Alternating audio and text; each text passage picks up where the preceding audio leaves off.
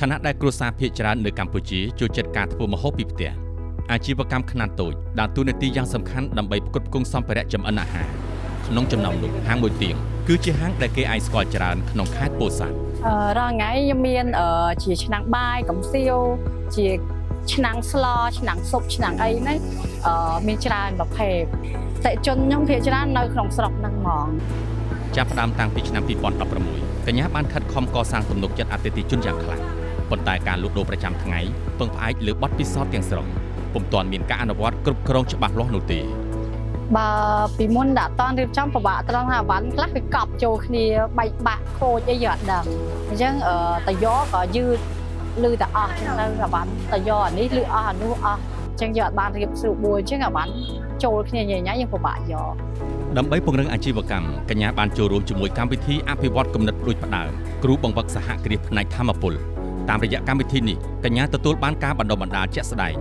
ការបង្វឹកនៅនឹងកន្លែងនិងការណែនាំបន្ថែមរយៈពេល3ខែកញ្ញាទទួលបានចំណេះដឹងនិងជំនាញថ្មីៗដើម្បីកែលម្អអាជីវកម្មតាមរយៈប្រព័ន្ធកត់ត្រាការលក់បែប Digital សម្រាប់រាយការណ៍ប្រចាំថ្ងៃឃ្លាំងទំនិញត្រូវបានរៀបចំឡើងវិញដើម្បីសម្រួលឲ្យការយកចេញចូលប្រសើរជាងមុនឥឡូវអាចថាខ្ញុំជ្រែគ្រឿងម៉ាំឡុកណាដូចថាគ្រឿងម៉ាំឡុកគ្រឿងឆ្នាំងបាយគ្រឿងកំសៀវម៉ាំឡុកចូលគ្នាចឹងទៅចាគ្រឿងដែលខ្ញុំមានគ្រឿងចានឆ្នាំងឬគ្រឿងចុយខ្ញុំដាក់ម៉ាំឡុកវាផ្សេងការកត់ត្រាយើងលក់ដូរមួយថ្ងៃបានមិនចំណូលចំណាយយើងមិនអានឹងថាអាចបានរៀងវាល្អជាងមុនទៅដល់បានទូនីតិការងារច្បាស់លាស់ត្រូវបានចាត់តាំងឲ្យបុគ្គលិកទាំង6របស់គាត់ឲ្យធ្វើការងារជាក្រុមនិងទំនួលខុសត្រូវរបស់ពួកគាត់ល្អប្រសើរជាងមុន